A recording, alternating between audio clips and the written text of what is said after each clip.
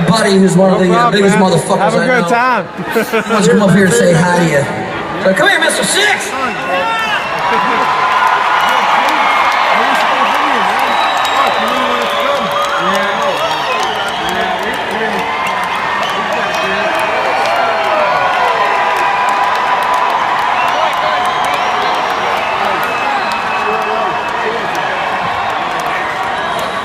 Sorry about that.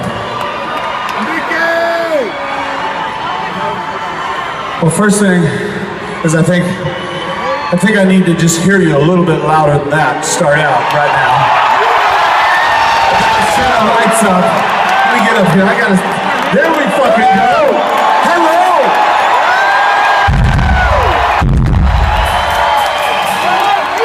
So, you know, I feel very passionate about not faking shit and not having something written down that I want to say every night. So I'm sitting here and I'm thinking, what do I want to say to you guys? And there's a lot.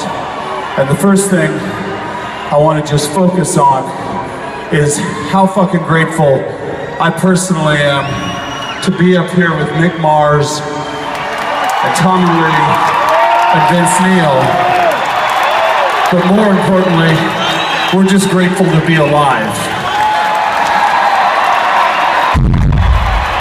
We don't want to get too grateful, if you know what I mean.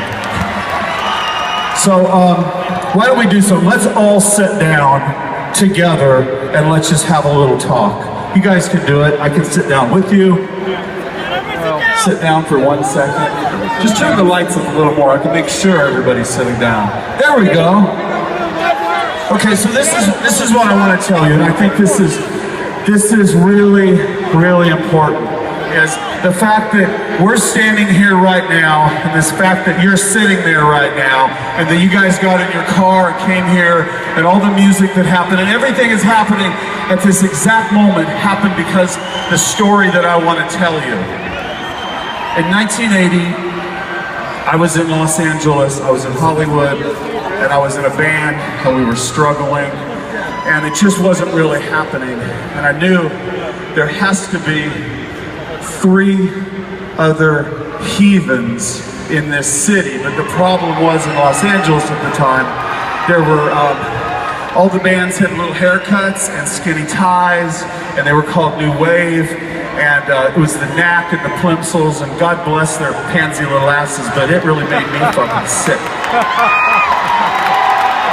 And I was just thinking, fuck, there has to be somebody else out there that believes in this cause. And I went Santa Monica Boulevard, a club called the Starwood, and I saw this drummer. And this motherfucker was so fucking skinny, but he was so fucking loud, and he was kicking the shit out of those drums. And I went backstage, and I thought, I gotta talk to that guy. And I walked backstage. I have to stand up here because this feels cool right here. And he was sitting there in some girls' spandex fucking pants.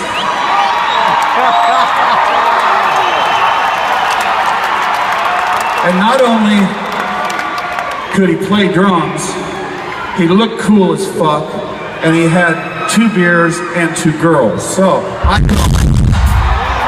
that's him right there. That's Tommy Lee, by the way. What's up?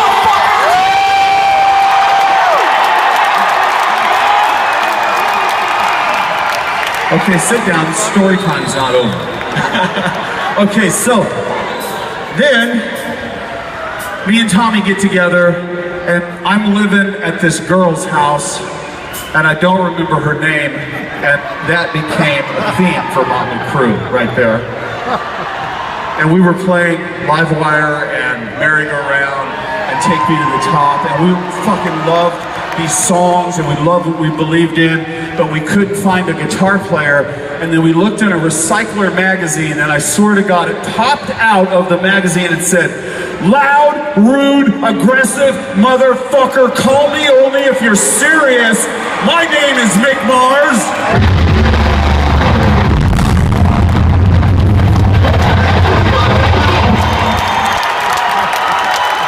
And legend has it, he walked to the door just like that, fucking making all that noise. So now you've got these three guys, and we're playing this music, and we know that we're different. That's a theme for Motley Crue. We didn't want to be like anybody else. We didn't want to sound like anybody else. In fact, we didn't even want to sign a record deal. We wanted to form our own record company because we believed in us. And the only thing we was missing was a lead singer. And Tommy said he knew this lead singer, but he was in another band. We went back to the Starwood. We're standing there, the only three guys in the club, leaning against the wall, and this guy comes out in white leather pants, white leather jacket, white hair, and I never heard a voice like that before, and I saw something else that we knew was the final ingredient. Girls were taking their pussies out of their pants and were throwing them on the stage in front of him.